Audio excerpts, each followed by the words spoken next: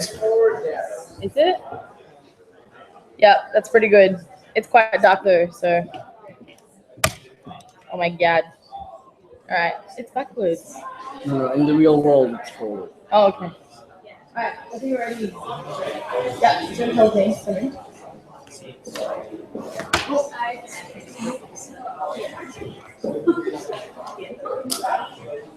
Now we say You guys good over there? yeah, Hello? Yeah. Good. Alright.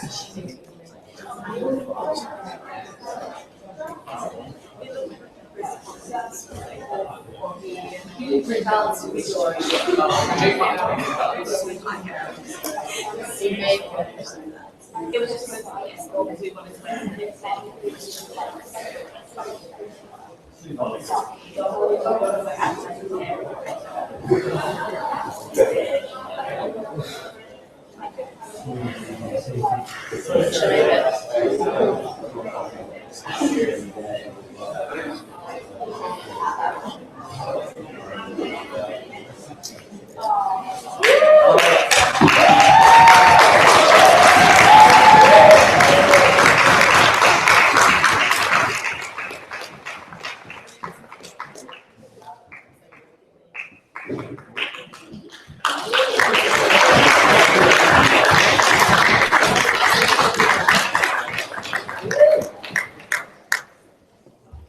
Stressed that none of you chose to walk down that way. And show your stuff.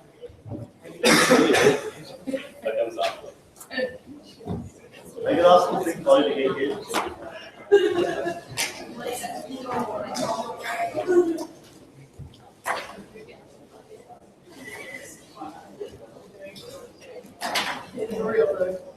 Hey, do you guys actually want to think about it? Maybe? I don't know.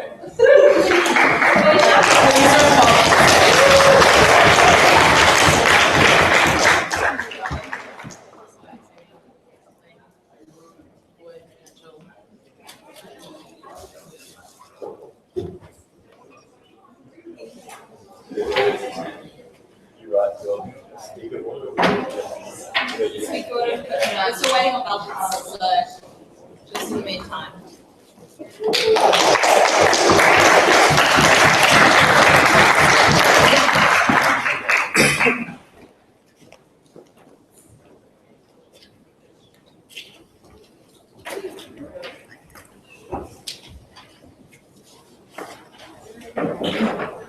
Welcome everyone to this year's semi-finals, contested between, on the affirmative, USU 3 and on the negative, USU 1.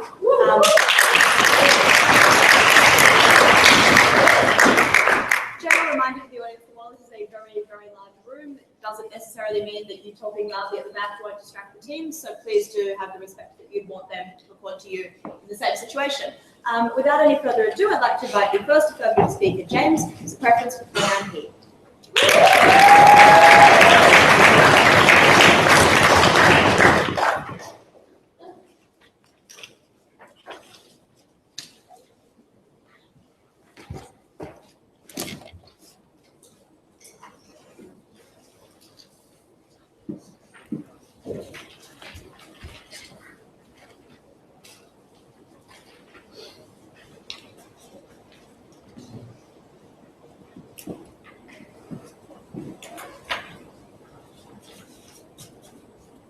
Ladies and gentlemen, when the New York State government decided with its broken windows that the best way to treat crime was to treat all young black youth in Harlem as a potential threat, they were confirming racist narratives and deliberately crafting ineffective policy. When we decided that the way to tackle smoking was to apply a tax that meant that poor people were likely to stop smoking, but wealthy people weren't, we harmed that. When we developed curricula that said that one form of learning was the optimal and best way to teach and produce educational outcomes, we were homogenizing everyone and trapping those who didn't fit that mold. We think on this side of the house that a fear of treating individuals as individuals due to potential invasions of privacy has forced the government to divide society into generalized and lines which has had horrific outcomes. We think this debate operates largely as a thought experiment. We're unsure if the government will ever have this capacity. We'll say that this massive collection of data that exists for all individuals happens already. We think this topic assumes there's possibility of that data that we can understand and link it to individuals perfectly. What does this look like though? We think that this will look like individual data mining, where we will use things like machine learning techniques to understand predictors for most outcomes and apply them on an individual level. We think that necessarily requires collection, and that means that we will generate individual responses, and the government will intervene directly and aggressively in those people's lives. That means that we will only target people who we believe are actually at risk rather than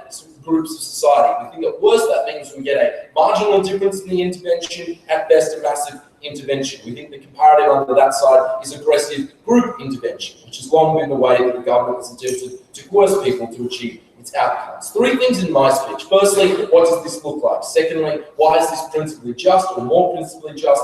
Thirdly, why is this better? The first of those. We think under the status quo that we have enormous, very broad brushstrokes, that the government uses the mass collection of data that it does have to, and forces that to, it's forced to use that on demographic lines such as race, sex, or class in the application of particular policies to achieve socially beneficial outcomes. Three harms from that. Firstly, that it just homogenizes everyone in that particular class or group in a way that imputes predictions and judgments and makes that worse. E.g., that if you are a young African-American youth, you are more predisposed to crime, which means that we don't actually come to understand the factors of that crime, but really come to see that this broad solution is the only way to do it. That secondly, we miss the nuance and complexity of social issues and social problems that governments around the world are trying to solve, which means that it's necessarily flawed. We can't quite understand the way crime or health are impacted by the decisions of the individuals when we just aggregate them, that we need to look what individual is leading that individual, and we can look at that data more particularly. But thirdly and importantly, that this has just resulted in massive overreach of government intervention, which has deprived the liberty of those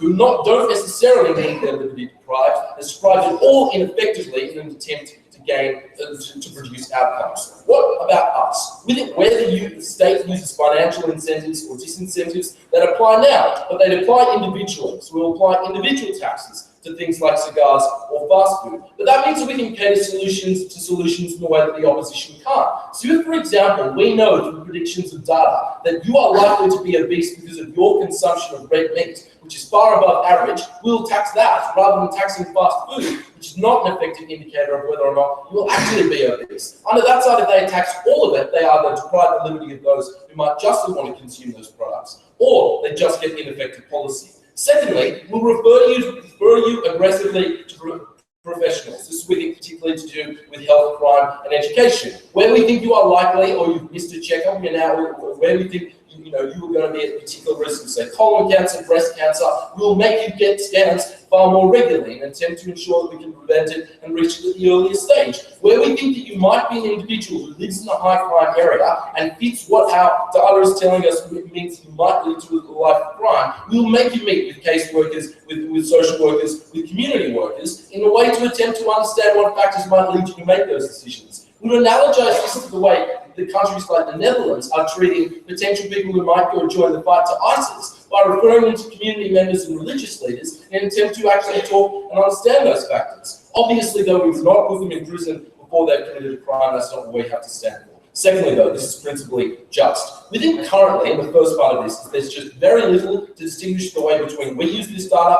and the way the government uses this data. We aggregate things like information on obesity and heart disease that attempt to develop generalized responses. We're using that same data available. We think, secondly, it's important to note that the government is the only actor who can use this data. They're the only ones who can aggregate it to a sufficient extent. We think the invasion of people's privacy is fine because we just think people don't know what they want necessarily. So if you interview smokers as they are dying from lung cancer, all of them will say that they regret the decisions they have made. We think, given that under both sides intervention will occur, it's better to do that on individualized data, which is freer from the biases of the homogenized responses that side stands for. But secondly, we think the state is always better at preventing harm. It is necessarily better to prevent a harm than to retrospectively correct one. We think where the state could have prevented one, they have a duty to do so. Because restoration is always limited. It's limited in a number of ways. Firstly, it may never restore you to that capacity. So by the time you are obese, by the time you are arrested, by the time you do have lung cancer, that harm is accrued and your life is forever tarnished. Secondly, though, that it harms all of us because the financial resources that the state has to use to correct it are far greater than the resources for prevention, which deprives all the rest of us of our liberty due to increased tax burdens that have to cater to the massive drain on our security and health systems and education systems. We think that cost shouldn't accrue at all. We think all state action is coercive, but on the comparative, it's far less so, and that's important. Finally, on privacy, we think the state compels individuals to give up information for things like tax collection through the census, but we think important that individuals have revealed the preference to give up that data in exchange for services anyway. We sign up to things like Facebook, we click agree on end user license agreements, we like, all that data tracked anyway, we show that we don't mind it being used. This is a more effective way to do it. Finally, why is this better? The first thing to note is it's just more effective. So when we talk about things like crime, which have multiple factors, e.g. educational opportunities, employment, mental health, when you send someone to a social worker, they can start to understand the factors that might lead that individual to do so. We think on things like health, people are just often lazy and actively coercing them to go get things, like a pap smear, to go get things like things that people don't like prostate exams that are probably really important for them to engage in. But again, we would always rather prevent, and that makes it more effective because on the comparative, we get less harm to those individuals. We would always trade out that small invasion of privacy for the massive harm that side allows to accrue unjustly. Secondly, though, we get lower net coercion under our side because we only have to be coercive to those individuals that data actually identifies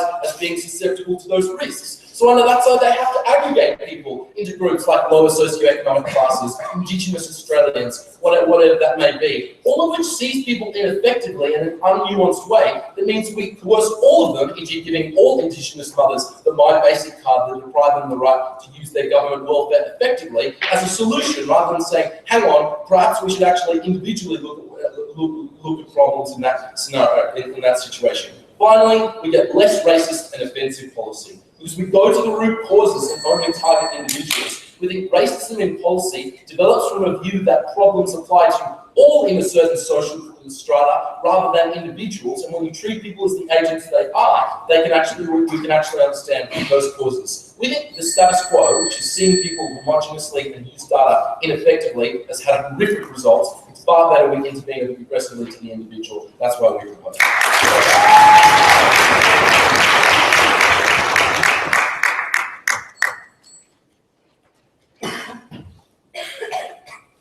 Thank you, James, for that speech. Now, to open case the negative side, I'd like to invite the first negative speaker, Ed, who's expressed a preference to pronoun.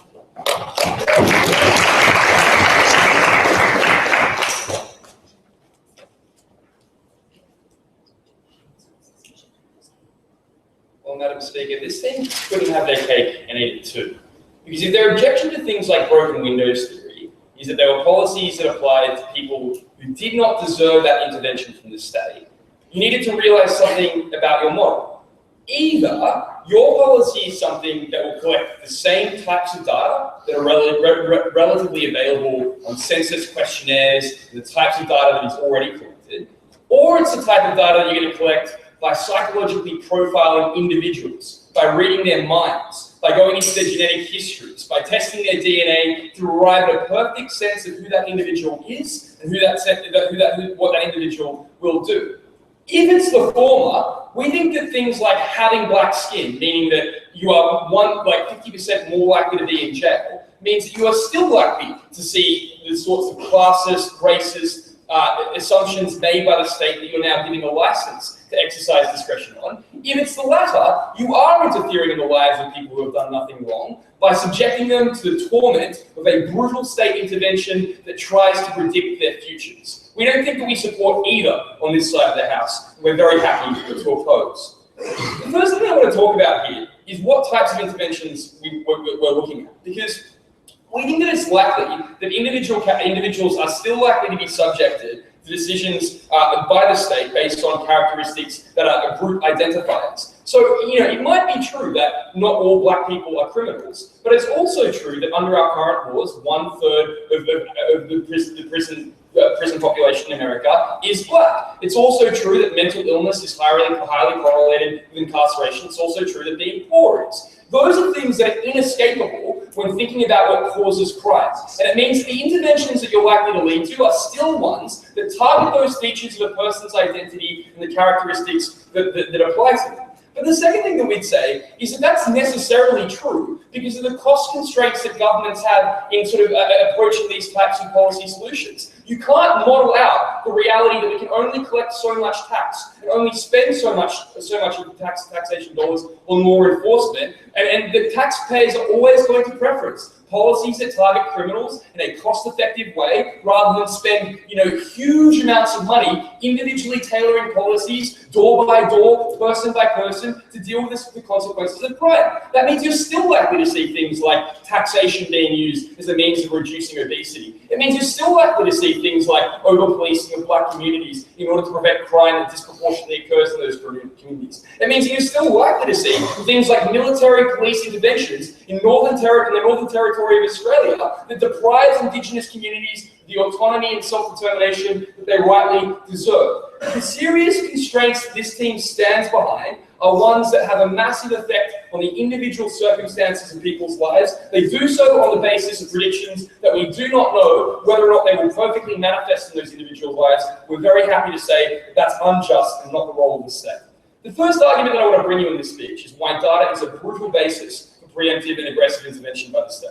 Because we recognise the state's right to intervene in the lives of citizens, but usually to do so in a way that maximises opportunity and preferences consent. So we're happy to fund things like Indigenous schools to a greater extent in acknowledgement of the lower educational outcomes in those areas. But we're not happy to compel black kids in America to go to night school or weekend school to advance educational opportunities and correct the disadvantage that we might be able to predict will occur there. What was the comparison here? Because he told us it was tax food and broken windows theory, which we said are data-based, and they're just the easiest mechanism and most convenient, cost-effective way for the state to manifest those policies. And then it's not going to be more cost-effective just because it's predictive, when that prediction requires the state to invest massively in data collection in the first place. But the other positive example they gave us from their side was like the Netherlands preventing people from going over and fighting ISIS. How did they decide that, Madam Speaker? We think it was largely to do with the religion of those individuals and the ethnic background in which they emerged, something that was racist. But why is data bad in all circumstances? Number one, we don't think that data can tell you what a good life looks like.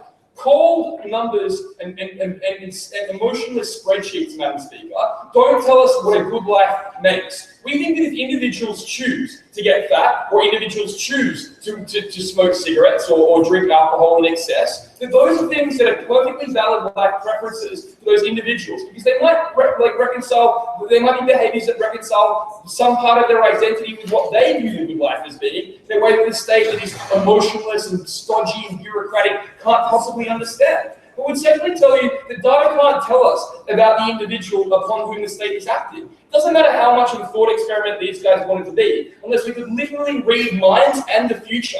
The effect of their policy was giving a license to the state to make predictions about someone's future based on characteristics that they had. We think that that's unjust when we don't know whether that black person may have gone on to commit a crime, or whether that person that they're forcing to attend night school needed to go to night school in order to live a good life. But the third thing that we'd say is that data is often retrospective and irrelevant, because we often comparing metrics of success with what successes look like in the past, and we're using predictions based on what circumstances and what types of features have previously led people to do things that don't necessarily apply into the future. Finally, we think that it means that the data is often based upon the value judgments of the people who are choosing to collect it. The example here is the criminology, right? There are two separate models of rehabilitation. One that focuses on risk minimization by collecting data about, how is someone a drug addict? Do they have gang connections? Those types of things. The other is based on a good life model. One that looks at things like, whether or not someone has family and a social support network, job skills, independence, the ability to interact with others. Depending on who's collecting that data and what decisions they're making, you're going to get very different decisions made by this overly egregious state about what types of solutions are necessary. We don't think that you can avoid the value judgments that you're imposing upon people's lives in this debate. The second argument that I want to bring in this speech is why the nature of interventions are likely to be unjust and harmful. Because we think the state derives its authority from its citizens, and that it can only shape its citizens' lives in limited circumstances. And the very minimum is that people should be, at the very minimum, people are best placed to make decisions about their futures and the direction they want their lives to take. It's not, the first harm to that kind of understanding of the world is privacy. Because this is different to Facebook, where you give up your information so you can get like more targeted advertising, or these census where the ABS can do some cool calculations about like the population of Australia. We don't think people are at all okay with giving up their data and information to the state on the basis that they will use that to massively, preemptively, and aggressively intervene in their lives. And at the point at which they know that, that's something that you're going to have to coerce from them, because they're not going to want to offer that up. The second harm here is that data can't measure the cost to these people. Insofar as we can tell that putting police on the ground in the Northern Territory might stop alcoholism, might stop drug abuse, it can't tell us what it does to those people's family, what it does to those people's culture, which are not numbers that you can put in a spreadsheet, but things that human beings have to feel for themselves. And we think that the state is always going to err on the side of doing the things that it can measure instead of the things that it can't, at huge cost for the lifestyles and happiness of the individuals that it affects. The second thing that we'd say is that it's incredibly deterministic and will tend towards being onerous. Because once their policy identifies a data-based problem, the state needs to do whatever it can to affect that problem and solve that problem. We think that that means that it's likely to go into people's lives in ways that takes them away from their families, that takes them away from their cultures, that forces them into decisions that they otherwise would not have made for themselves. We think that all of those things is a version of a world which you never want to live in. We oppose.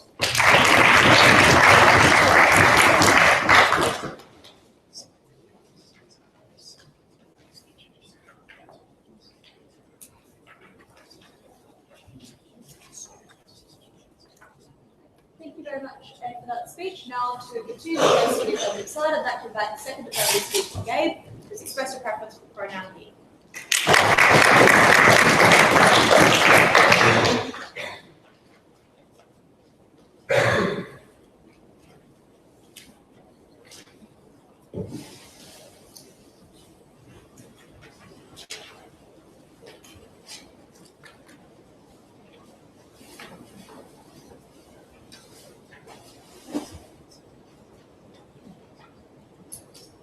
Assuming that that team also supported a government that was aspirational, that had ideas for future policy, it seemed bizarre then that they said that government action couldn't be preemptive.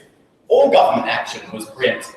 Every single time the government put a policy in place to influence individuals' actions or choices, regardless or not of whether it was framed as a general or individual policy, that was preemptive and aimed to coerce the type of life that individual would lead. And also crucially, even with generalized policies that those guys are defending, at the point where they influence individuals' lives, also become personal interventions. There's no such thing in society as a group affected by a policy, but only individuals who are each affected by that policy.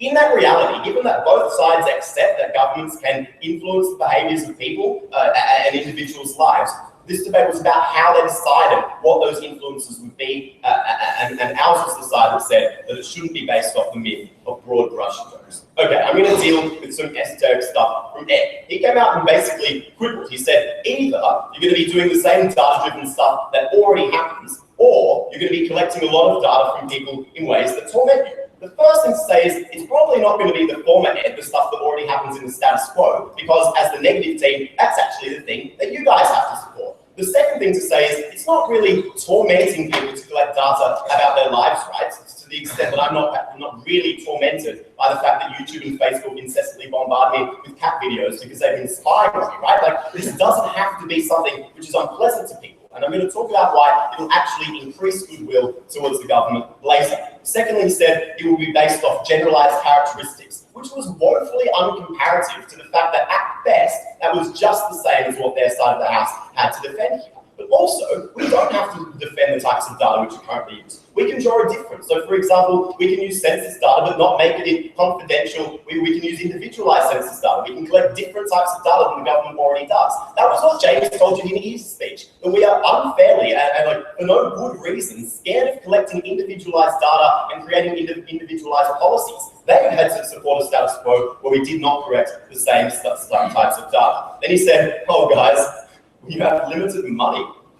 That's not an argument in this debate, but we actually use our money far better. Firstly, it's more effective. So in generalized policy, a lot of the people who are affected by general policy are not actually going to be receptive to that policy, right? So if you're trying to reduce crime by providing, say, more employment opportunities, and that affects people who are at risk of being criminals, but say because of their mental illness, nothing to do with their employment status, you will decide whose general approach actually wastes money. Our individual approach actually saves money, because we know that every time we spend money on a policy decision, that it will actually be tailored to the data, it will actually be tailored to the individuals that will be affected by it, which is really important. But then also, it seemed to think this money constraint wouldn't affect his own side when he said, oh, well, we're really happy to fund Indigenous schools. Well, I mean, that's a bit of a concession that we can do things in this debate, not just tied by the status quo, but also crucially, it missed the point, right? That just funding more Indigenous schools was exactly the problem that we had on the outside of the house. But often it wasn't the case just that it involved funding the creative problems. There were different students with different problems with how they engage with education. Some might have difficult family backgrounds, some might have learning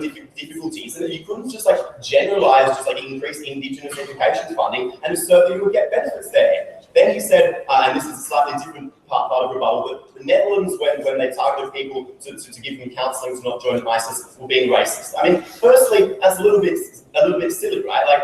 They weren't being racist by targeting all people of the Islamic faith. They were doing data-driven approaches to target only certain individuals who perhaps happen to be Islamic, but also crucially had a whole heap of other factors about them.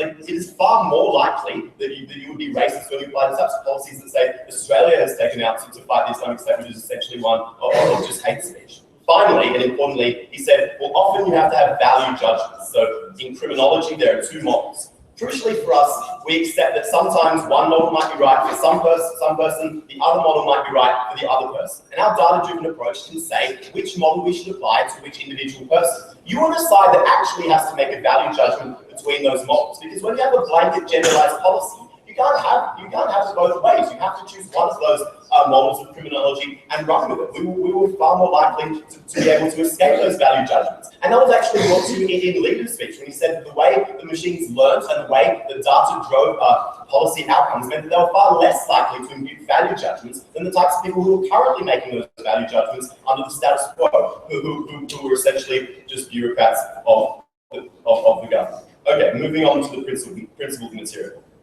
The first thing to say here is that these guys never really responded to our principal material about how this is not particularly different from any other model of the government doing anything at all. Firstly, and this is crucial, accepting that any government policy will sort of curtail the choices of people or intervene in their lives in some ways, we won on two levels. The first level is that for the individuals that we attack, or that we target, we actually got better outcomes for them. So even if we were intervening in their lives, the fact that we were intervening in individual and data-driven ways meant that intervention was more worth it, because we were probably going to get better outcomes. But secondly, we didn't needlessly target people who were not actually at risk. And this is really crucial in this debate and something that Ed didn't want to respond to. So for example, today there is a tax in Australia quite heavy on cigarettes. We would not apply that tax to people that our data did not say were at risk of cigarette addiction or any of the health outcomes from that. We actually saved those people from the peril that they wanted to talk about of government intervention, because we realized that it just wasn't necessary.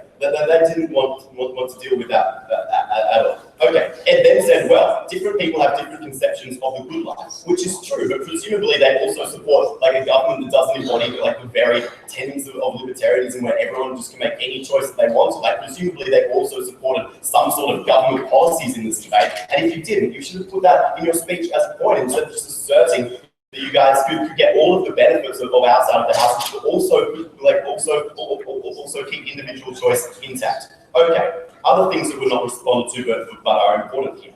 We would prevent harm preemptively. And this is crucial in a principle sense, because if the state does not act preemptively to prevent that harm, it is the state that will have to restoring that harm and making it a whole lot better. So for example, if the state knows that someone is likely to commit a crime and does nothing, there are then two things the state has to deal with. Firstly, a criminal who will find it much harder to reform after the fact than preemptively before the fact. But also, they'll have to deal with trying to restore to society sort of the semblance of stability and things like that. which was really crucial and not responded to. And here's the thing you have to weigh up. Even if it is slightly coercive to preemptively intervene in someone's life, that is outweighed by the increased benefit to avoiding that harm, but also protecting that person's actual life, right? Like it was far better, I probably think, to make sure someone didn't commit a crime because you subjected them to the torment of counselling than just like saying, oh, I can't make a judgment. They do commit a crime and then send them to prison, right? Like both sides were going to intervene at some point. We just did it at the smart point. We thought that the state would approach things differently. So if you had committed a crime, you would react with 100% intensity because there was obviously like,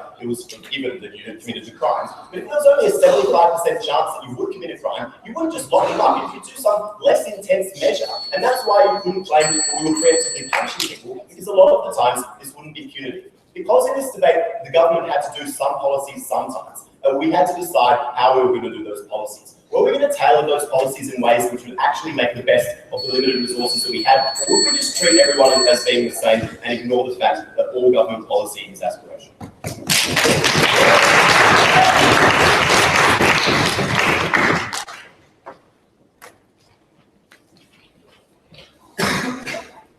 Thank you very much, Gabe. And now to continue the case of the negative side, I'd like to invite the second negative speaker, Andrew.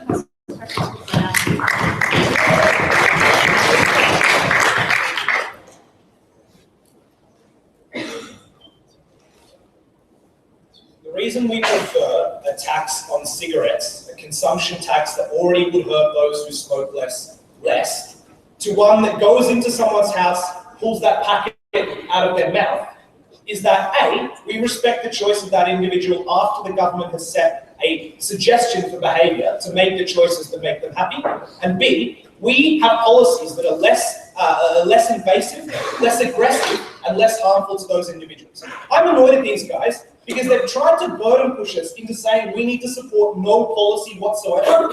We were very clear in this debate, there is a balance between having policies that maximize the choice and opportunities of individuals, that aren't overly aggressive and aren't overly invasive, and aren't the ones that end up, going into people's homes and removing children because they're more at risk of obesity. Or putting in place situations where you remove that bottle of alcohol from someone because you think they're likely to be a drunk. Or going in and forcing someone to see a counsellor every day because, as they did in the Netherlands, they fit individual characteristics of being Islamic, a man, and 18 to 25. This is the comparison in this debate. What I'm going to show you is do something very, very simple through this speech. I'm just going to go through and at best, in their case scenario, show you why an individual model of prevention is A, more invasive and more aggressive, and B, less preferable to one that does that on the basis of collective data. I'll do that through two issues. The first is why this is an unfair policy.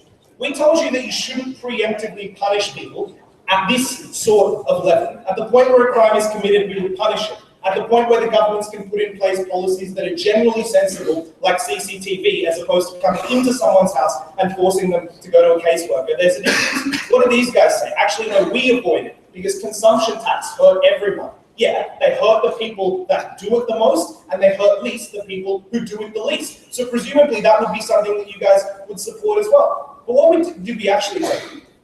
First of all, the individual data is a manifestation of race and class. Even if this was not true, the point here and the comparison between an individual model and a group-based model is this. If some of those factors are race-based, are class-based, at the point where the government addresses it, do we want to say you are responsible and we shouldn't then address the collective needs of that race or class? Or do we want to say that, to some degree, governments have an aim in creating collective policies that generally help the plight of all of the Indigenous people of Australia, all of the people who are suffering poverty? Do we want to pin that responsibility in a normative sense on an individual or one in the collective? Second thing is that these policies are likely to be incredibly invasive for a few reasons.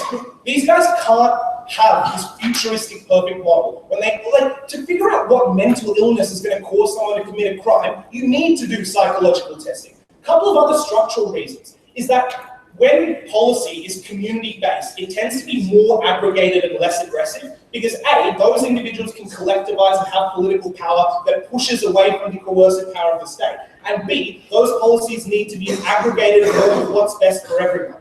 That means that on this side, those policies are more aggressive because that person has less political sway. They're probably poor. They're probably, from a racial minority. They have less capital sway. They can't talk to their neighbors about it and get them in on it as well. But they're also likely to give the governments huge amounts of capacity to, as they said, go into houses, say this is what you can't eat. You can't eat red meat because it will make you fat. That's the kind of policy that this thing encourages. The third thing important here is these successes that are chosen by governments aren't necessarily successes. Why is it that we necessarily need to stop someone from suffering obesity? We can discourage it through certain policies that aggregate those things, but then we should allow that person the choice to, at that point, choose what makes them happy. And that's the difference in this case when that policy becomes incredibly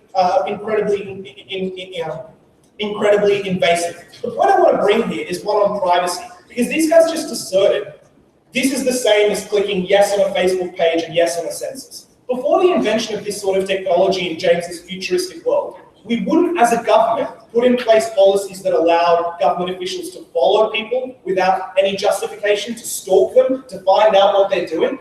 The fact that the internet has given us that capacity doesn't mean that people automatically consent. It's very hard to opt out of clicking yes on a Facebook thing when all of your friends are on it as well. It's very hard to click no to terms and conditions when that requires you reading 40 pages of data. This isn't consent at all. But just because this technology exists in your fake world, James, doesn't mean that people automatically clicking yes on Facebook means that the government has a right to know, whether they've taken pregnancy tests or whether they may have STIs, and then to focus policy in on that. That's a breach of privacy that we think goes too far, and governments only do with justification in other scenarios. Having search warrants, having reasons to go in and curtail the liberty of someone else is something certainly that's an overreach here.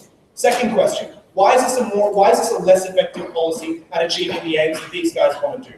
First of all, if people fall through the cracks, this policy means there's no money from the state to rehabilitate or support. A, because in a normative sense it says it's your fault and we've done everything. Because you're collecting data individually, it prescribes the responsibility of individual decisions on their factors and the factors that the governments are able to control. Gabe says it's hard, it's expensive to do things or correct things after the fact. That's exactly why governments are less likely to pump money into things like rehabilitation after a crime occurs, or healthcare for people who do suffer obesity or lung cancer, rather than aggregating that to the collective sense. Second thing is it's likely to be based on race and class, which exacerbates tensions in the community. No response from these guys except to deny that race or class would come into it. But at the same time, those would be the factors. If race was either those things would be the same under both systems, or they would be incredibly invasive. What do I want to bring here in addition is this stigmatizes things like obesity, like disability, like education standards. Because like I talked about, the stance of the government at the moment is to say that we generally think these things are something that you can avoid, and perhaps that this would lead to something that's broadly utilitarian, but it says that you have the right to choose it. You can choose it because at the end of the day, you are your own person and you know what makes you happy.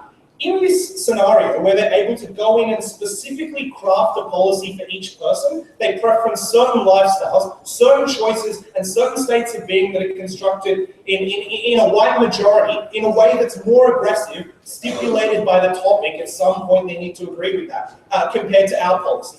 What that means is this has incredible normative power because the government has to sell those policies to the public and say, why is it important for me to invade someone's house and take a cigarette out of their mouth? Why is it important for me to go into a high crime area and force someone to see a caseworker? A high crime area, by the way, which is probably the reason why your statistics exist. Like you didn't choose to live in a high crime area, but that's the kind of unfair situation that then leads to you having your liberty curtailed. That has effects for the kind of people that don't fit in to that image of James as healthy, not a drain to society kind of person. It has repercussions for those who are disabled, who say that perhaps your parents should have aborted you when they had the chance. It has people who suffer obesity, perhaps you should have done more when the government gave you the capacity to do it. That means you face worse discrimination because the state's tried everything in its power to stop you being a leech, and yet you still are. The comparison in this debate is very simple. Even if our policies aren't perfect, we think responsibilities should be aggregated because to some degree that's how government policy works best. But secondly, we think the huge invasion of privacy that this model encourages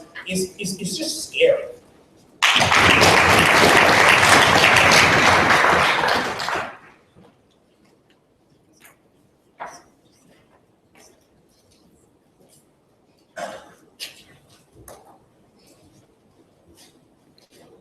Thank you, Andrew, for that speech. Now to conclude the substantive case of the affirmative side, I'd like to invite the third affirmative, Tim, who's expressed a preference for pronoun he.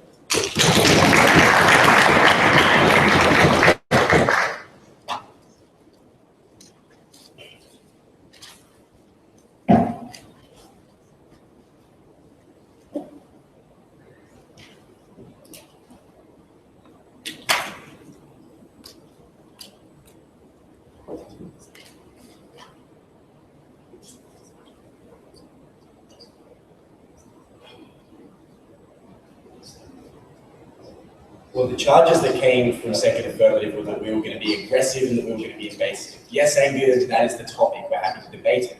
The thing is, when they were happy, when they told us that we should always prioritise consent, they acknowledged that governments acted in ways that were always coercive. What we told you right from the start of this debate is that they were coercive in the wrong ways to different people in ways that were completely untargeted. So when you had a blanket tax on smoking, that might deter poor people from getting lung cancer, it meant rich people did as well. When you collected individualized data and knew how rich each of those smokers were and how likely they were to develop lung cancer, and just how much you wanted to deter them from getting that lung cancer, and just how much that lung cancer might affect their lives, you resulted in better policy. Two questions in this speech. Is data a just tool for the use of governments? And secondly, do we create better interventions? Firstly, is data a just tool?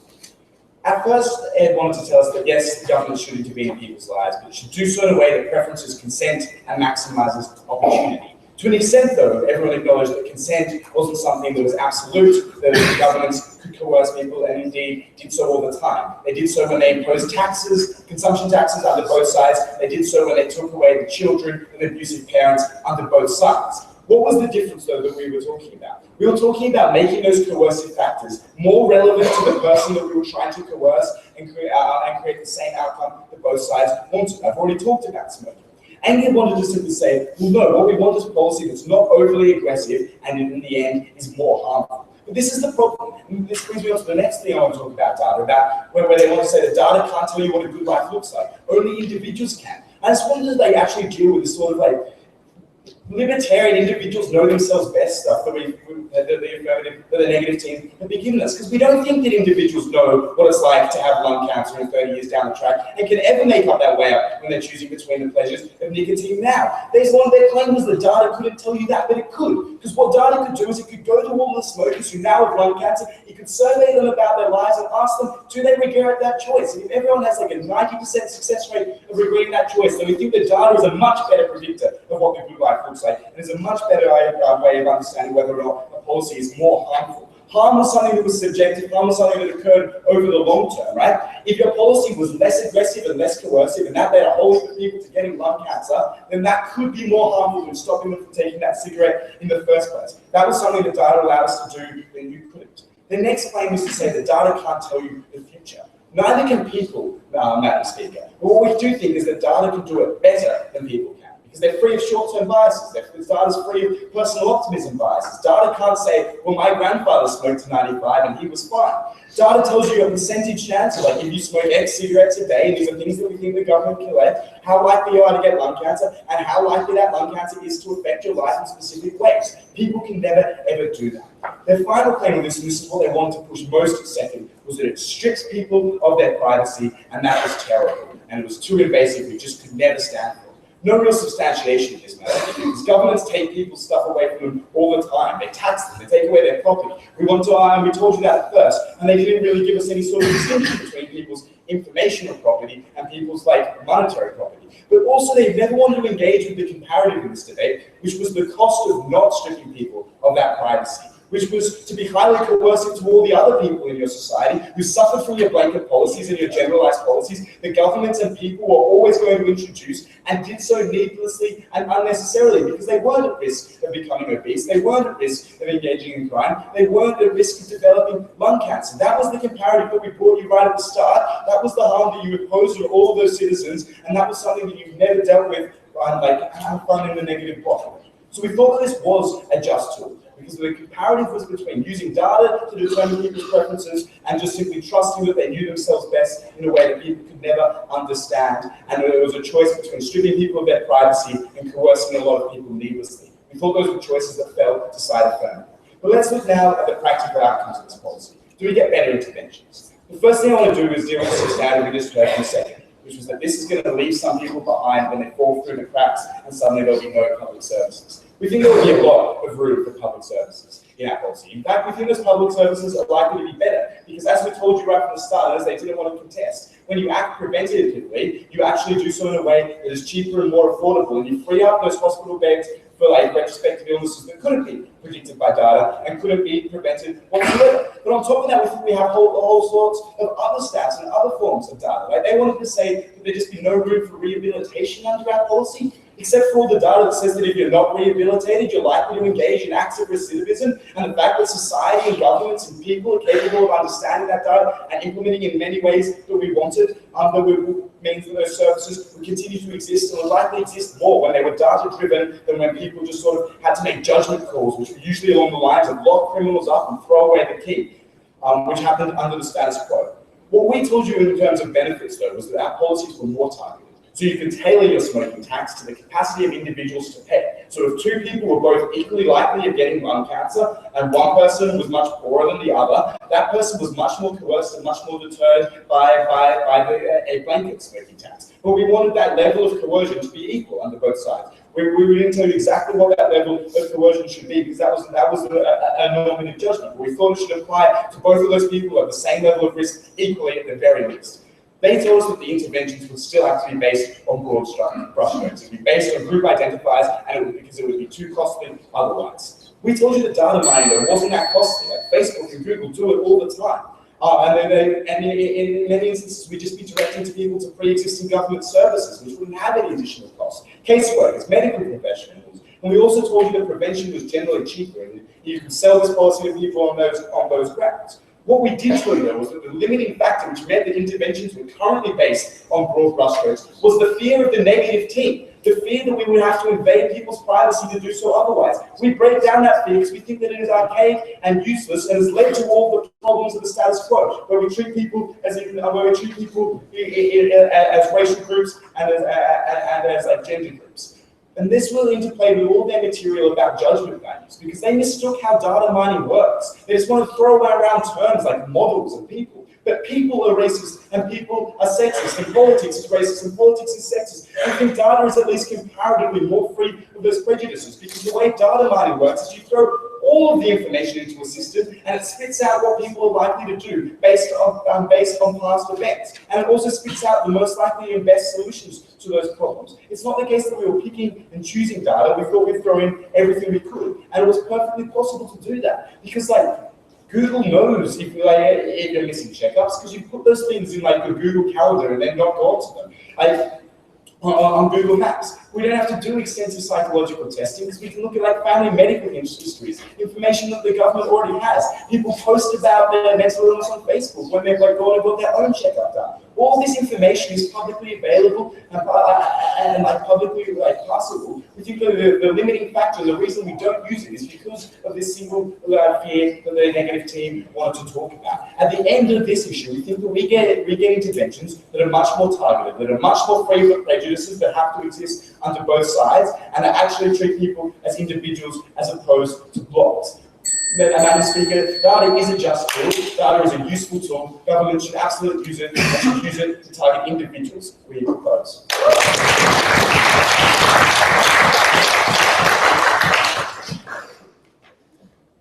Thank you, Tim, for that speech. Now to conclude the substantive portion of today's debate, I'd like to invite the third negative, Evie, who has expressed preference for Fred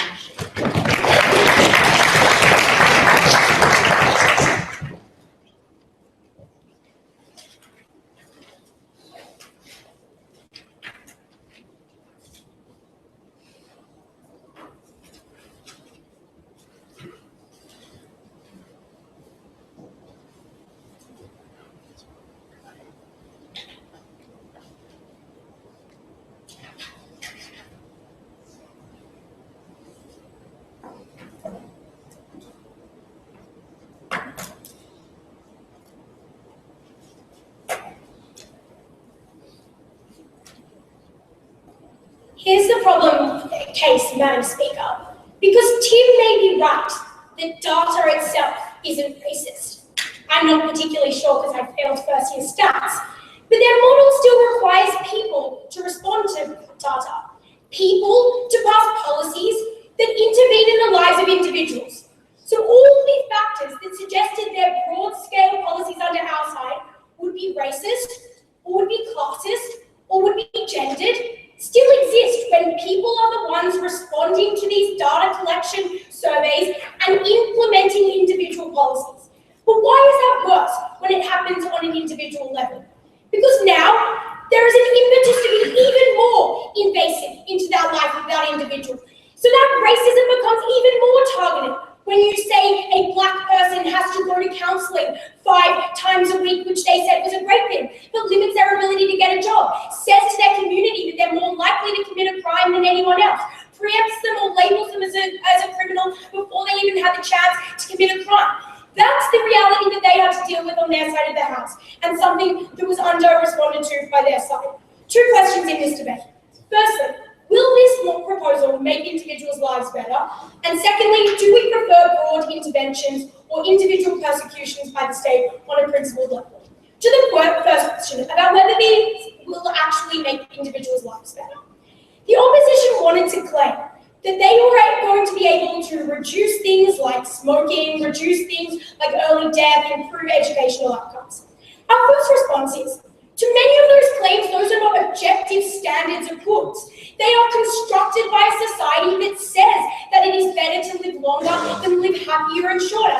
They're constructed by a society that says what you should value is capitalist success. So you should finish high school instead of dropping out to spend time with your family, which you may as an individual think are more important. They make broad-scale judgments and inflict them on the individual lives of people. But secondly, Madam Speaker, what they never were able to do was actually show why the data was able to provide the best solutions. At best, their individual collected data was maybe better at identifying problems in society, but they certainly provided no analysis to suggest why data viewed in isolation is preferable. In fact, on our side, we say that it's far more skewed because an individual isn't just is a byproduct of the society that they live in.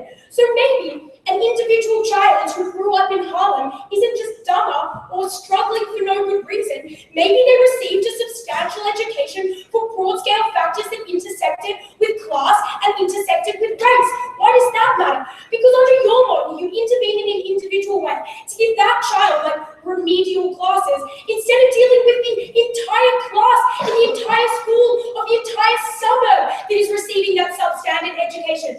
So instead of targeting the resources to actively or actually preempting the harms of that by targeting the problems that led to that child's failing, you're intervening in the life of that child, making them feel like a freak compared to their peers, and making their lives more miserable instead of targeting the actual problems you're trying to solve.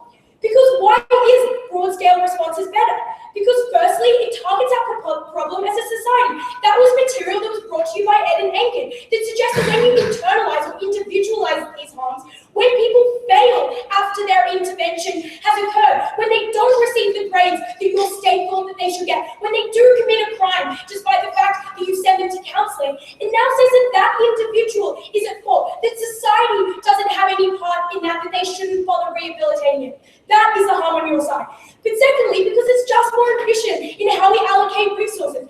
Both sides had to operate under a real world where there were at least some constraints on the available capital open to governments, and we prefer to target that on broad standards of failure as opposed to individual targets.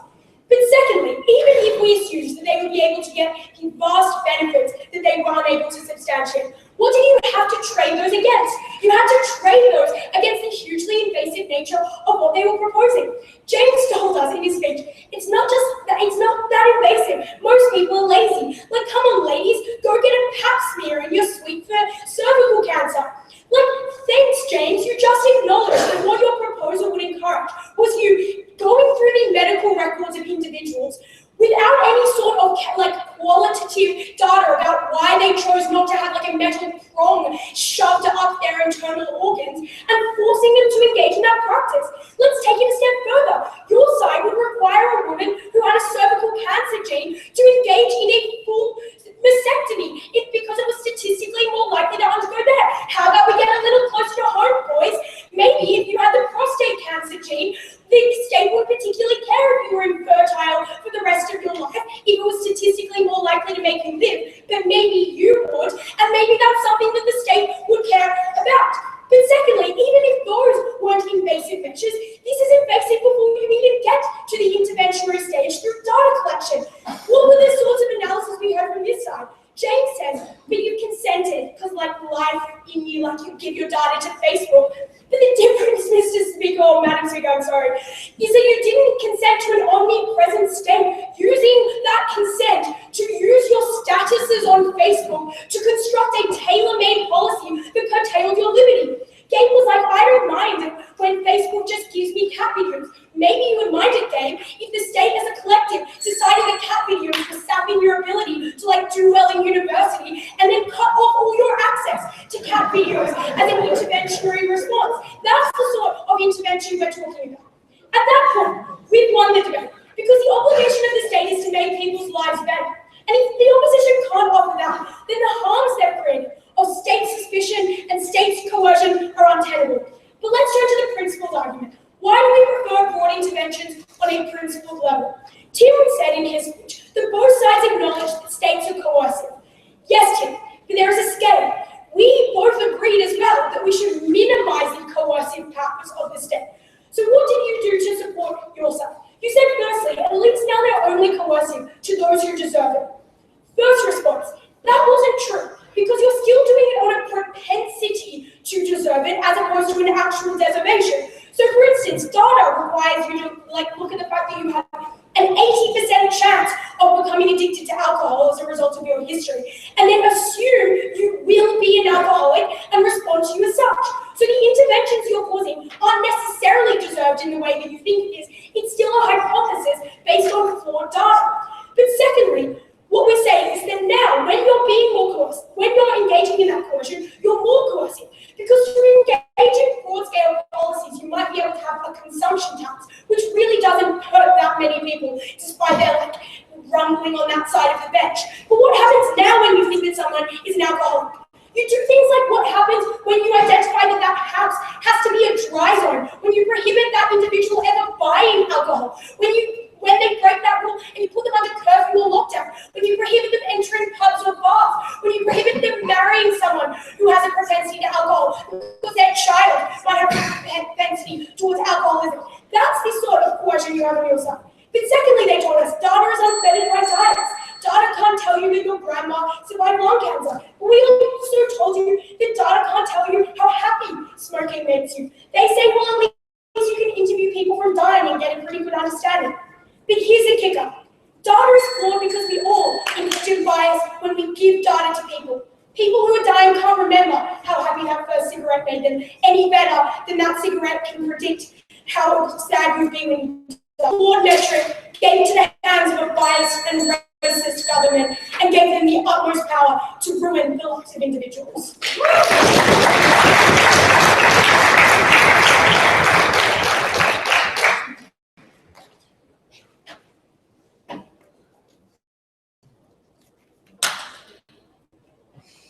Thank you for that speech. Now, the first reply is back there.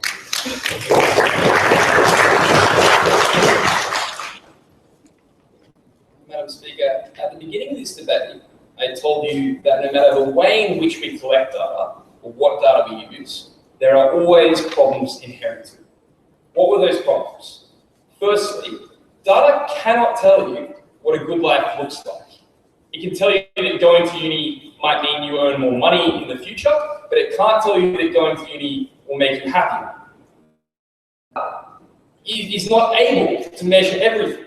It can't measure the value of things like family or culture. It can't measure the feeling of being in control of your own life and your own body. It can't measure the experience of being able to keep deeply personal medical information away from a state that wants to use it against you. Data is deterministic at the point at which it is predicted about the way individuals live out their future lives. And finally, data is only as good as the people making value judgments about it. The only response that this team gave to all those limitations of data is that we use data in the creation of policy too.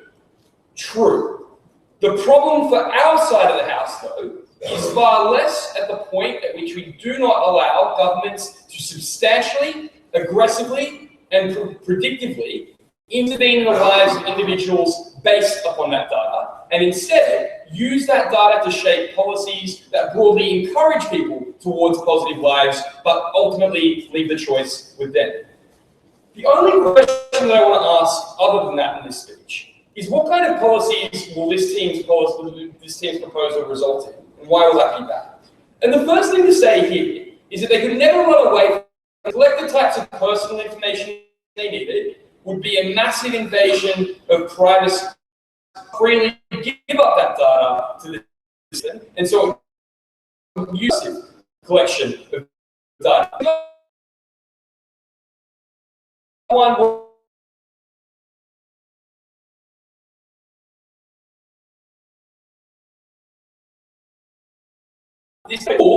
What that's actually, we gave you two responses. Firstly, the scale of consequences and the way, and the second,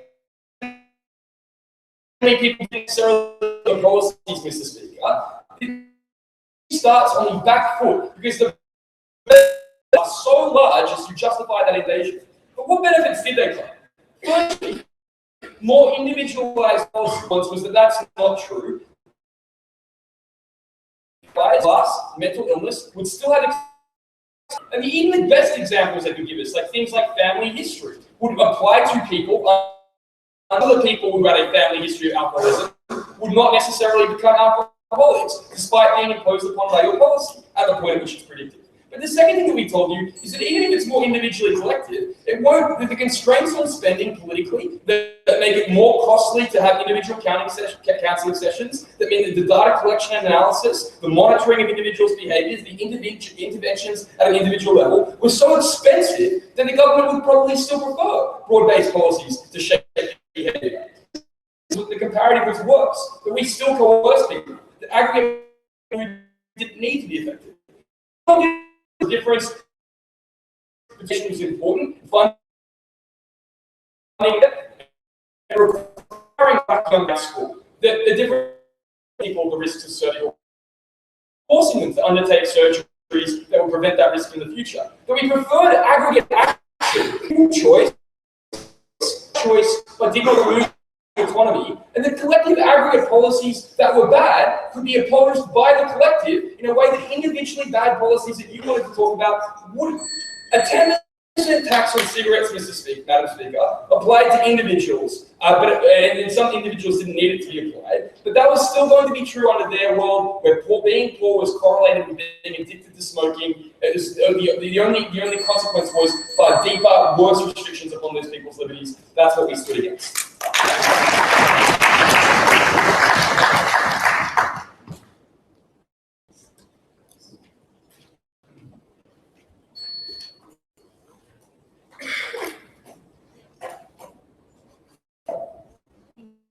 And now to invite